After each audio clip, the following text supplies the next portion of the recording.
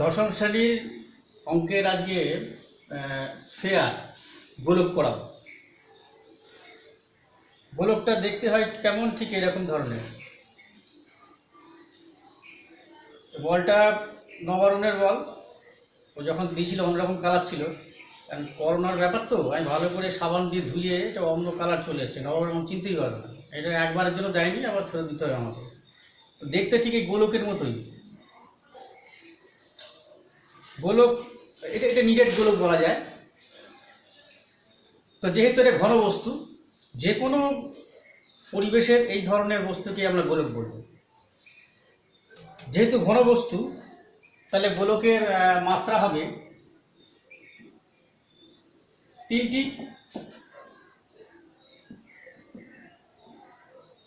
ঘনবস্তু যেহেতু মাত্রা তিনটি হবে, গোলকের তল কটা হবে, এর তল কটা, এটা আইডিয়া করো দেখি। একটাই। গোলকের বক্রতল কটি, দেখো পুরোটাই কার্ভ সারফেস, তাহলে একটাই তল। যদি বলি গোলকের সমতল কটি, সমতল কটি, সমতল নেই, পুরোটাই কার্ভ।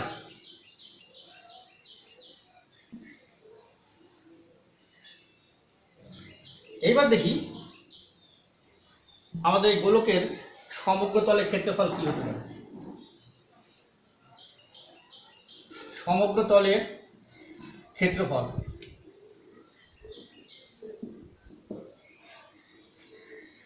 সমগ্র তলের ক্ষেত্রফল করতে গেলে দেখো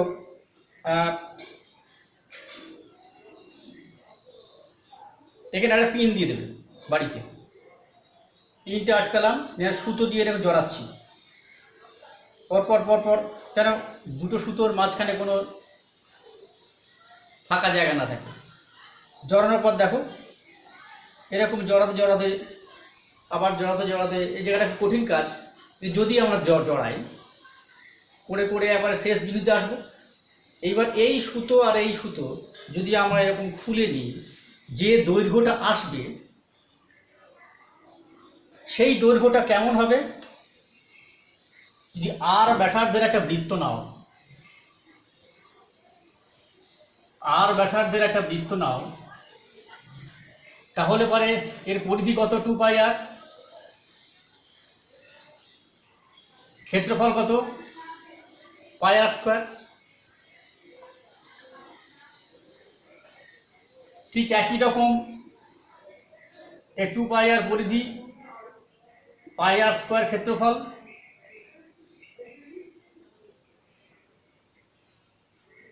সবগুলো যদি এরকম আর হয়, 2πr পরিধি, πr² ক্ষেত্রফল, 2πr পরিধি, πr² ক্ষেত্রফল, তাহলে আমরা দেখতে পাবো এই যে সুতোটা আমরা পেলাম, এই সুতোটা যদি এরকম জড়াতে থাকি একেবারে জড়িয়ে জড়িয়ে শেষ অবধি, এটা কত, একটা πr² দৈর্ঘ্য পাবো। ঠিক এরকম চারটে বৃত্তের যতখানি πr² যে সুতো জড়াতে যতখানি দৈর্ঘ্য পাবো, তার সঙ্গে এই সমগ্র তলের ক্ষেত্রফলের সঙ্গে সমান হয়ে যাবে। অর্থাৎ সমগ্র তলের ক্ষেত্রফল এখানে আসবে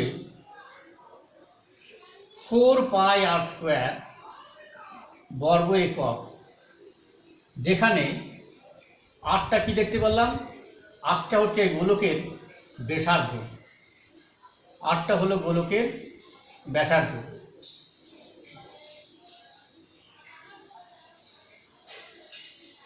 ফোর πr² বর্গ একক, সমগ্র তলের ক্ষেত্রফল 4πr² বর্গ একক। এবার গোলকের আয়তনটা কি জিনিস, আয়তনটা আমাদের এখানে ফর্মুলাটাই শিখতে হবে। সেটা হচ্ছে 4/3πr³ ঘন একক। এখানে অজানা রাশি একটাই আছে আর, গোলকের ব্যাসার্ধ। এখানে অজানা রাশি একটাই আছে আর, গোলকের ব্যাসার্ধ। আয়তন হচ্ছে 4/3πr³ ঘন একক। এদের পরিমাপ করার পদ্ধতিটা হায়ার ক্লাসে আছে, আমাদের এখানে শুধু এর ফর্মুলাটা জানলেই হবে। তো এই হচ্ছে গোলকের সমগ্র তলের ক্ষেত্রফল আর আয়তন।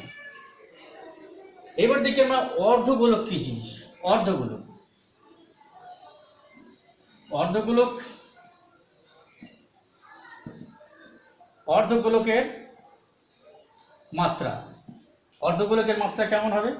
এটাও ঘনবস্তু, তিনটেই হবে। অর্ধগোলকের তল কটা হবে? আচ্ছা, অর্ধগোলকটা দেখতে কেমন হয়? দেখো, অর্ধগোলকটা এরকম ঠিক।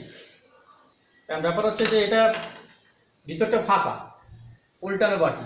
আমি যদি এদিকটা বলি, অর্থাৎ এটাকে অর্ধগোলক মানে কি, এটাকে অর্ধেক করে দিলাম। অর্ধেক করে দিলে দেখতে অনেকটা এর অর্ধাংশ এরকম হবে।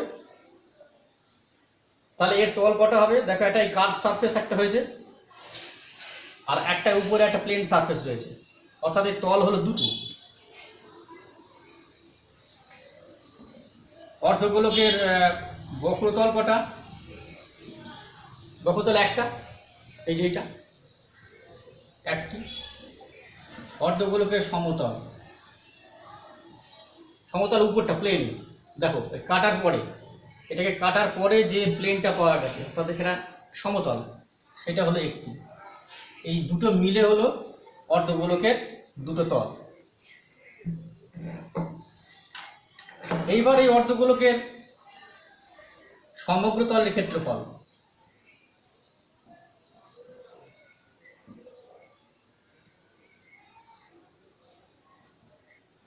অর্ধগোলকের সমগ্র তলের ক্ষেত্রফল অর্থাৎ দেখো, অর্ধগোলকটা যদি আমরা চিত্রটা আঁকি, কিরকম ধরনের হবে? এরকম। এর মাথায় একটা এই আকৃতি রয়েছে। তাহলে এর হলো দুটো তল, সমতল বলে দুটো তল, একটা সমতল, একটা বক্রতল। এটা বক্রতল, এটা সমতল। খুব স্বাভাবিকভাবেই সমতলের ক্ষেত্রফলের এই যে অংশটা, তলারটা, এটা পেয়েছিলাম 4πr²। তাহলে এর এই মাঝখান থেকে উপরের অংশ 2πr², আর নিচের অংশ 2πr²। তাহলে এর অর্ধেকটা, যেহেতু অর্ধগোলকে যেহেতু অর্ধেকটা আছে, তাহলে একটা হলো 2πr², অর্থাৎ সমতলের বক্রতলের যে ক্ষেত্রফল সেটা হচ্ছে 2πr²। আর একটা হচ্ছে সমতলটা। সমতলটা কেমন দেখতে? একটা বৃত্ত, অর্থাৎ এই অংশটা।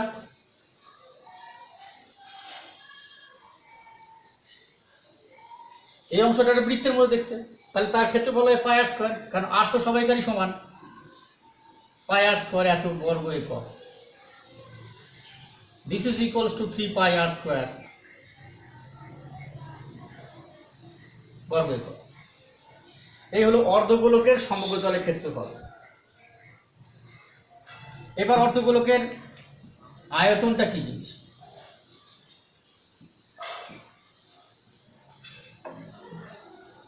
কিছুই না, এটা টোটালটার আয়তন হচ্ছে 4/3πr³।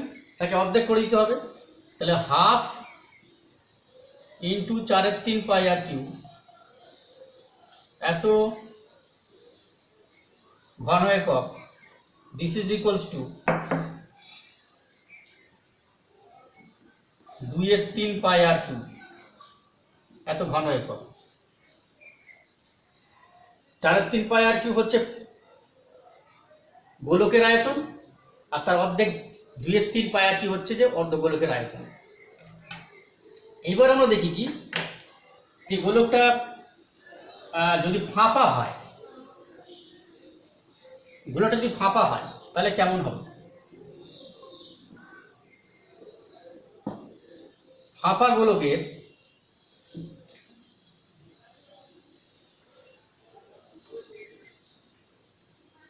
আয়তন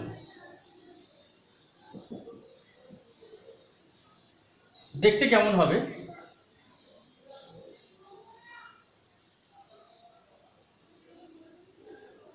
গোলকের একটা বৃত্তের মতোই।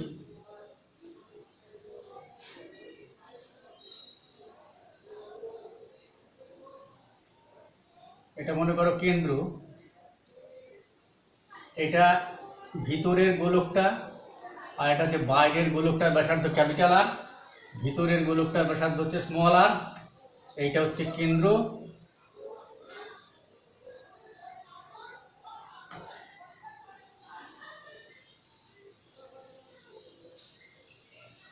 এইরকম আকার।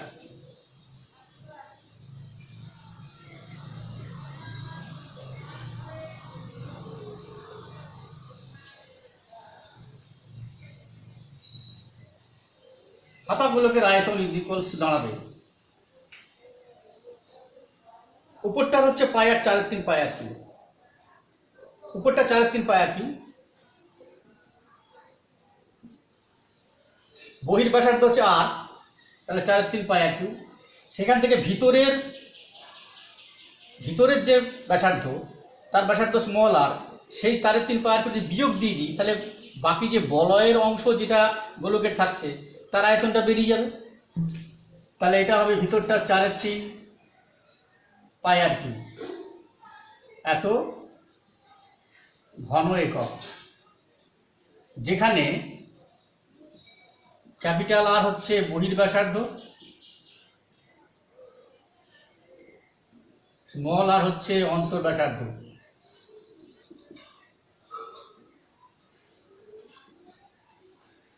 এখান থেকে কমন নিতে পারো 4/3 পাই আর কিউ মাইনাস আর কিউ, এত ঘন একক। অর্থাৎ একটা ফাঁপা গোলক বানাতে কতখানি ধাতু লাগবে, কতখানি আয়তন হবে, সেটা বের করতে গেলে আমাদের এই ফাঁপা গোলকের আয়তনটা বের করতে হবে। এই হলো ফাঁপা গোলকের আয়তন। এবার বিভিন্ন অঙ্ক আছে, এই দিয়েই তোমাদের বইয়ের চ্যাপ্টার দেবে, গোলকের চ্যাপ্টারে বিভিন্ন অঙ্ক আছে। অঙ্কগুলো মূলত এই সমস্ত ফর্মুলাগুলো তৈরি হয়েছে। যদি এরকম থাকে বাটি, এটা নিডেড যদি না থাকে, বাটি যদি থাকে, তাহলে এই অংশটা কি হবে, এই অংশটা ফাঁকা থাকবে। যদি বলে এটার কতখানি পাত লেগেছে, কতখানি পুরু যদি নেগলিজিবল হয়, অর্থাৎ এর বেদ কতখানি মোটা, সেটা যদি আমরা নেগলেক্ট করি, এটাকে ইগনোর করি, তাহলে কি হবে, এটা সমগ্র তলে ক্ষেত্রফল বের করলে পরেই কতখানি পাত দিয়ে তৈরি হয়েছে এই বাটিটা, সেটা বের করা যাবে।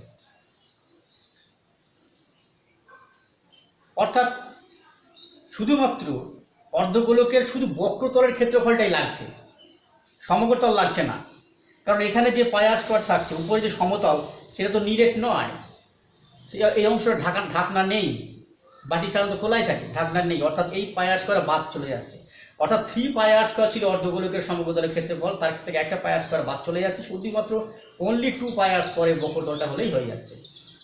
এইভাবে তোমরা গোলক, অর্ধগোলক বা ফাঁপা গোলক মনের মধ্যে ছবিটা গেঁথে নিয়ে সেই অনুযায়ী ফর্মুলাগুলোকে অ্যাপ্লাই করতে হবে।